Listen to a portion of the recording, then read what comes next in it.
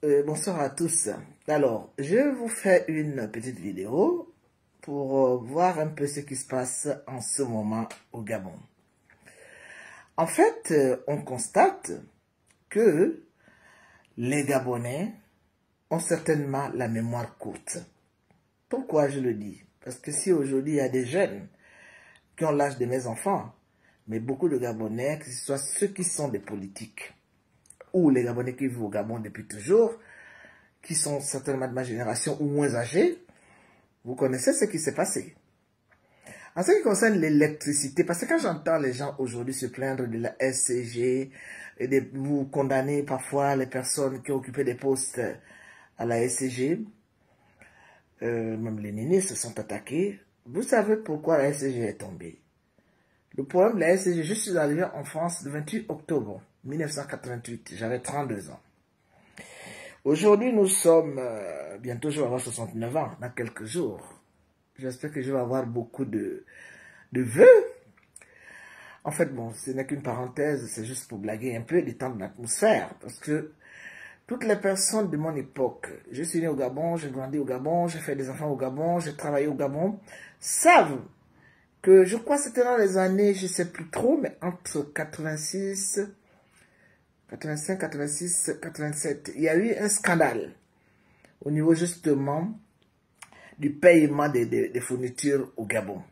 Des fournitures, bien sûr, de la SCG, ce qui sous-entend l'eau et l'électricité. Vous savez ce qui en était ressorti? Les plus grands mauvais payeurs, c'était les ministres, les hautes personnalités gabonaises, en passant par la présidence de la République, s'il vous plaît. À l'époque, c'était le père Omar. La liste était sortie, je sais de quoi je parle. On était scandalisés. À l'époque, j'étais à la présidentielle. Donc, quand je parle de ce problème ce soir, c'est pour vous dire que comment voulez-vous qu'un pays qui n'est pas respecté par les hautes personnalités, par les gens qui sont au sommet de notre État puisse avancer? Mais en revanche, nous les gens du quartier, bon, je n'ai jamais été confronté à ça parce que je crois que je me suis toujours organisé de payer mes factures, de vivre décemment, pas au-dessus de mes moyens, mais avec ce que j'avais, j'essayais de rééquilibrer les choses. Mais les gens, j'ai vu ça dans les quartiers, même dans le quartier où j'habitais à Quéville, qui était quand même un quartier, on ne pouvait pas dire c'était pas Batterie 4, mais c'était quand même un quartier où les gens vivaient bien. Dès que tu manquais, dès que le Gabonais lambda manquait, un mois, quelques jours, on venait suspendre les fournitures, l'électricité ou l'eau. Chez des gens qui devaient les 20 000, 25 000, parfois même 10 000. Et quand le scandale, justement, du paiement d'électricité et de l'eau est sorti au Gabon, et qu'on a vu que même la présidence de la République ne payait pas, à ce moment-là, j'avais compris que le Gabon va rentrer tout droit dans les problèmes. Si j'évoque ce problème aujourd'hui, c'est pour vous parler des problèmes des impôts. Est-ce que les gens, par exemple, le procès dont nous assistons aujourd'hui, est-ce que les Océanie ou bien tous ces gens-là, les Bongo, les Valentins, est-ce qu'ils payaient leurs impôts? Est-ce qu'ils payaient leurs impôts? Parce que les impôts, c'est ce qui rentre dans les caisses de l'État. Est-ce que ces gens, ou bien ce sont les Gabonais toujours lambda, qui ont des petits salaires, que ce soit fonctionnaire ou dans tout ce qui concerne, en fait, la vie active du Gabon, parce qu'on déduit ça directement des salaires.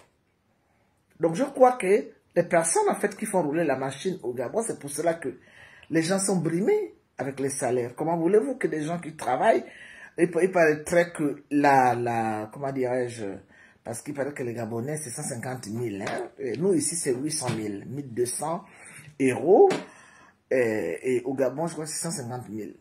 Comment voulez-vous que alors qu'on avait sorti que maintenant, à partir de je ne sais plus de quelle année, les Gabonais devaient percevoir, d'un Gabonais minimum, devait percevoir 150 000.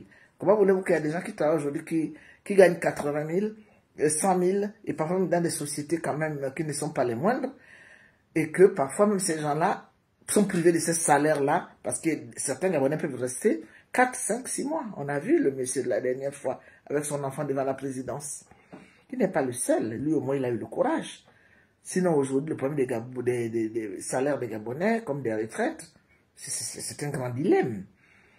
Et entre-temps, Le palais, les gens qui sont avec les pouvoirs ont des gros salaires. Entre-temps, l'argent est distribué par milliards de francs CFA.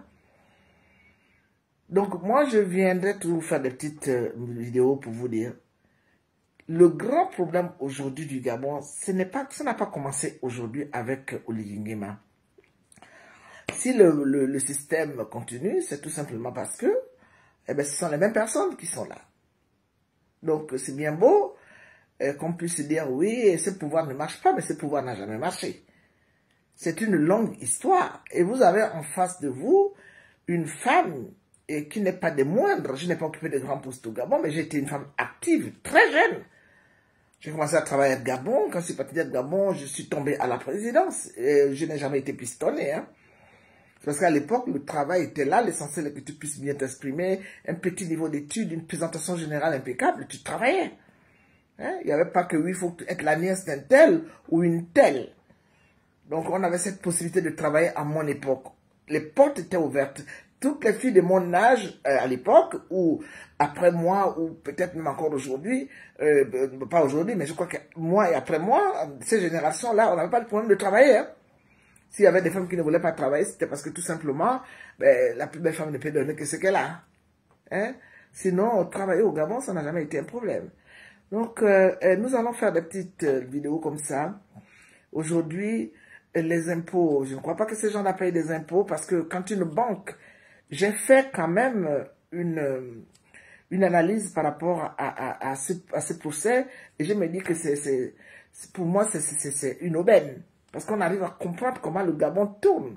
Le Far West a menti. Hein. Le Far West, c'est un État aux États-Unis, en fait, où il n'y a pas de loi, il n'y a pas de respect de qui que ce soit.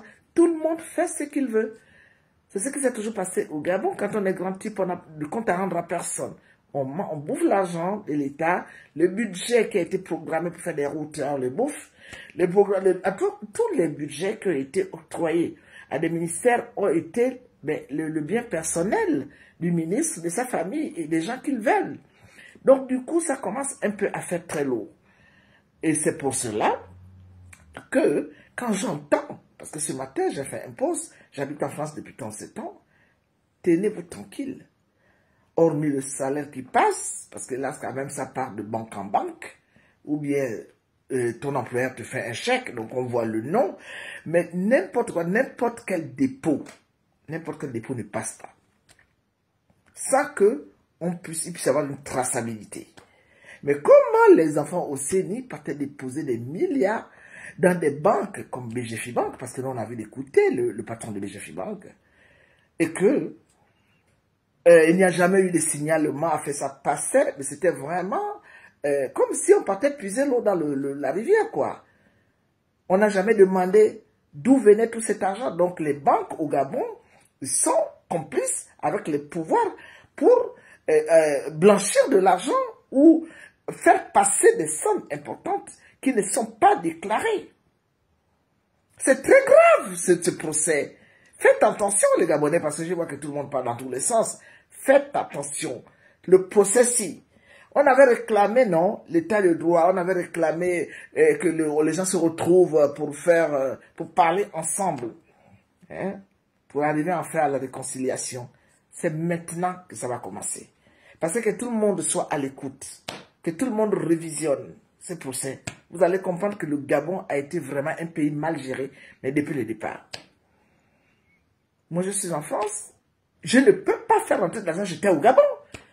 Vous vous rendez compte que quand j'étais au Gabon, je n'ai jamais menti, que j'avais eu des péruviennes qui n'étaient pas grandioses, mais je ne pouvais pas faire transférer, ne fût-ce que même 1000 euros. 1000 euros, c'est 600 et quelques mille francs CFA. Le Gabon me compliquait, on me disait que non, c'est trop. Hein? Donc, je ne comprends pas pourquoi aujourd'hui il y a de manger des petits trucs au Gabon pour que mes parents puissent m'envoyer quelque chose. Parce qu'il y a de moi j'ai besoin aussi de quelque chose ici par rapport à mes petits trucs que j'ai là-bas. C'est le parcours du combattant. Mais entre-temps, au Gabon, il y a des gens qui se baladent avec des milliards de notre argent pendant que les Gabonais sont dans la grande misère. Nous devons en parler. Nous ne pourrons pas continuer à nous faire berner toute une vie parce que si nous n'en parlons pas, eh bien, ça va continuer. Bonne soirée à vous. Merci.